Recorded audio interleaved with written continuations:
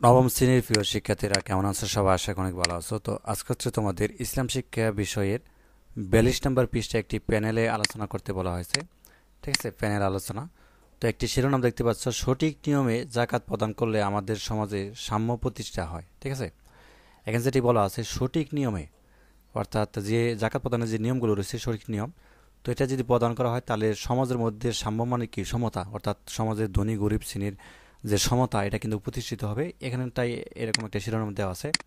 উল্লিখিত শিরোনামের আলোকে শিক্ষকের নির্দেশনা মোতাবেক তোমরা প্যানেলে আলোচনা করে উপস্থাপন করো। আমাদেরকে এই প্যানেলটা আলোচনা করে হচ্ছে উপস্থান করতে বলা হয়েছে। তো এটা কিভাবে করবে তার একটি নমুনা উত্তরপত্র আমি লিখেছি ইতিমধ্যে, তোমাদেরকে দিয়ে দিচ্ছি।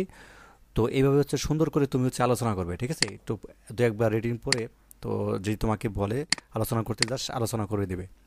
তো চলো, এটা যে আনসার স্ক্রিপ্ট অর্থাৎ নমুনা উত্তরপত্র সেটার মধ্যে চলে যায়। আর যারা নতুন হয়েছে অবশ্যই আর যে চ্যানেলটি সাবস্ক্রাইব করে রাখো।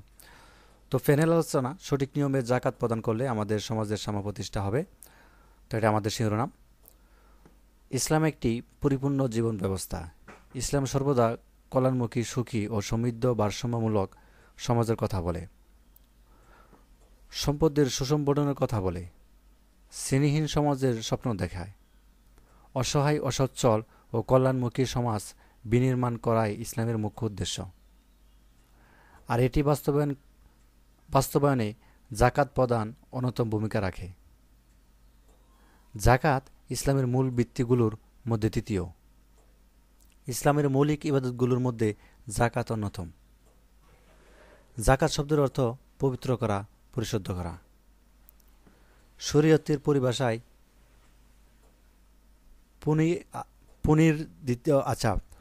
পুনর্নির্ধারিত সম্পদ পুনর্নির্ধারিত শর্তে তার হকদারের নিকট অর্পণ করা।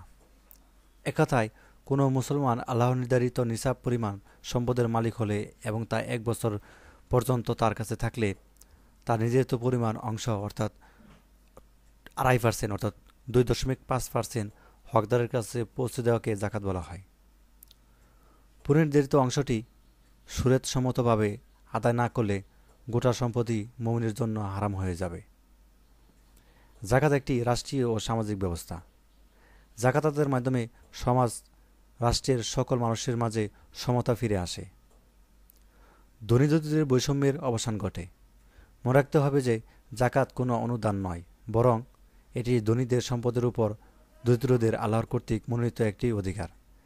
জাকাতের অনেক সামাজিক আর্থিক গুরুত্ব রয়েছে। এখানে একবার হবে গুরুত্ব রয়েছে, আর্থ গুরুত্ব রয়েছে। তো এতটুকু যদি তুমি আলোচনা করো ক্লাসে তাহলেই কিন্তু যথেষ্ট, এবং এতটুকু লিখলেই হবে যদি লিখতে বলা হয়। তো এই ছিল আজকের ক্লাস। ধন্যবাদ সবাইকে এই ভিডিওটি দেখার জন্য। আল্লাহ হাফিজ।